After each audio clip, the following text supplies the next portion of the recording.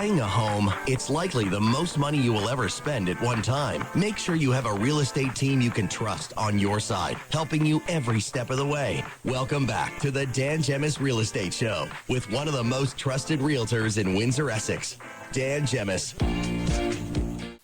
All right, everybody, welcome back to the show on this Sunday afternoon. The show just flying by here. With us in this segment is our good friend Christian Janisse from Simplyclose. Hey, Christian, how are you? Hey, Dan, how's it going? Fantastic. Listen, newborn at home. What, 2 months old yet? Yeah, 2 months, a couple days ago. Oh my goodness, you guys are still surviving, so that's great news. Flying by. How have you found the first couple months? I don't want to complain. I feel like obviously. a lot of people have, lack of sleep, more so for my wife, but everybody does it, so no complaints. Yeah, you'll get through it. Trust me, you'll get through it. We've been through, as you have, if you guys have others, you'll look back and think, man, we thought that was a lot of work, but this is a piece of cake. Now just keep adding them to the pile. Out of the pile. So it's all good. It's just a matter of getting into new routines, and you guys will get through it. So just and we've already dropped it from 4 kids. Now we're aiming for 3. So who knows? By the second one, we might just stop. In 6 months, we'll be like, you know what? We're fine with 1. No, honestly, it's all good. It's all good. I go back. We have 3, obviously, and I always say that we could have easily done 4. I find once you have baby number 2, you look back thinking, man, we were so silly with 1, thinking how hard it was, and it was a piece of cake. Then number 2, and you're just busier as you are with number 1. And number 3, you're no busier than you are with 2. So okay. I imagine 4 would be no busier because you're just busy. You're just busy all the time anyways. So just keep adding to the pile, and it's like, whatever. Keep on going. But I'm happy it's all going well, and say hi to Joya for me. Hopefully everything's going well for her too, and you guys will get through it. It's all good. Just hang in there. Hang in there. We will. The sleep will come back. I promise. She'll love to hear that. She will. It's all good. So listen, what's our topic today? What are you thinking? So we're talking about multifamily, primarily duplexes. Okay. If you're putting in offers on a duplex or any type of multifamily, I think duplexes are probably the most common, but it would apply to triplexes and then 4 or more.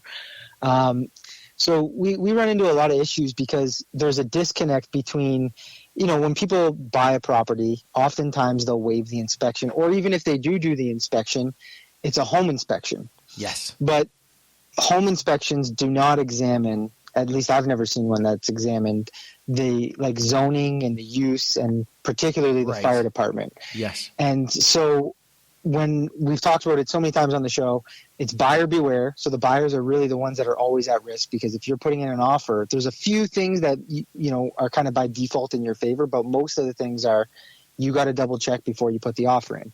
And at the lawyer's office, we have title insurance, and I think we've covered that before, but it covers anything that would have been uncovered by a survey. And then it also covers other things like open work permits. If something comes up after the fact, not open, it has to come up after the fact. Yep. But for multifamily, there's additional searches that are required by the title insurer. So they make you do the building and zoning search, and they make you do the fire department search.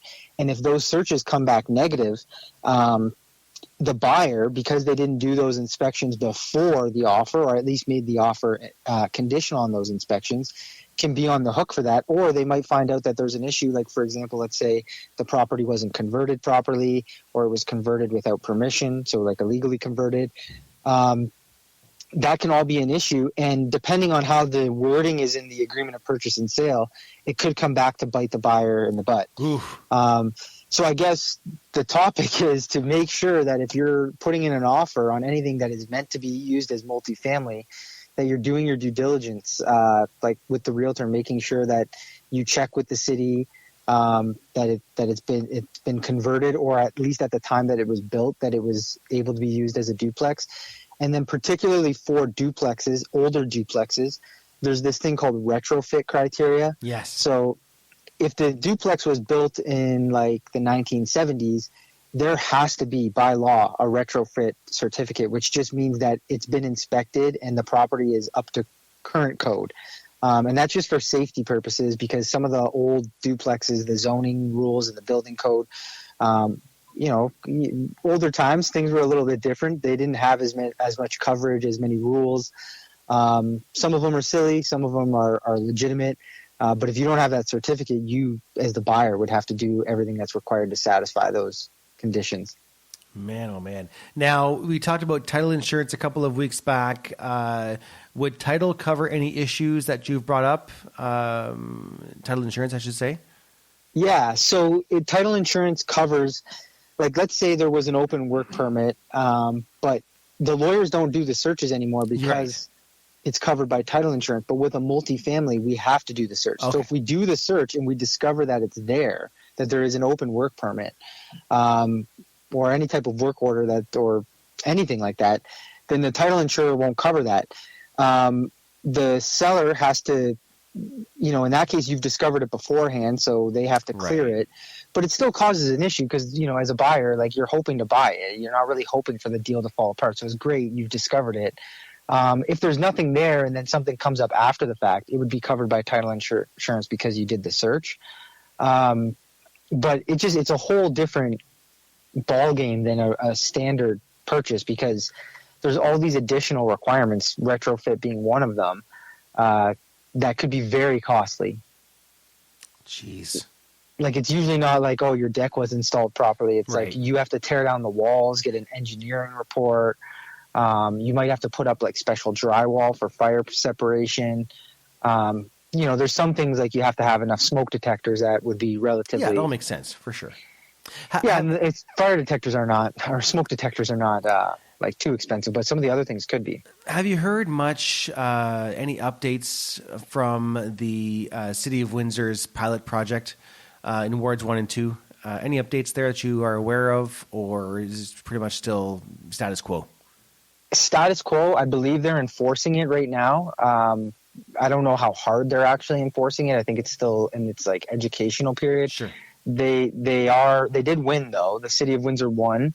I think that there's an appeal coming in, and once the appeal comes through, at that point they might pause the program again. But as far as I know, everything is status quo. There is a new vacant. It's not new. It's actually from June. Vacant home tax. Yes, we talked about that. Yes, 100%. Yep, we talked about that yesterday on yesterday's show. So the city's coming for that tax money. They want it. Yep, 100%. Yeah, they want all the fees. Yeah, all the stuff that you're seeing in the GTA and elsewhere. It's slowly just going to come to Windsor. Well, I think they're ultimately just trying to ease the burden of property tax increases on the residents, right? So they're trying to find a way to kind of bring some revenue in without necessarily taxing residents for every single thing, right?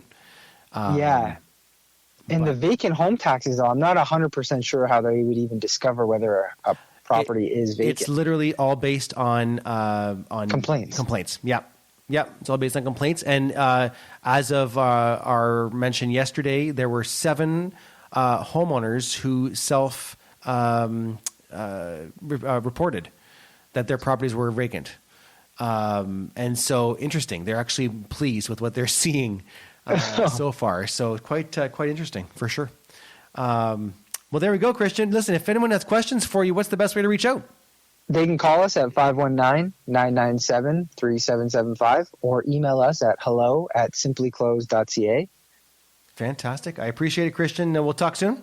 Thank you. Pleasure as always. That's Christian Janisse, lawyer with Simplyclose. More to come right here on the Dan Gemus Real Estate Show.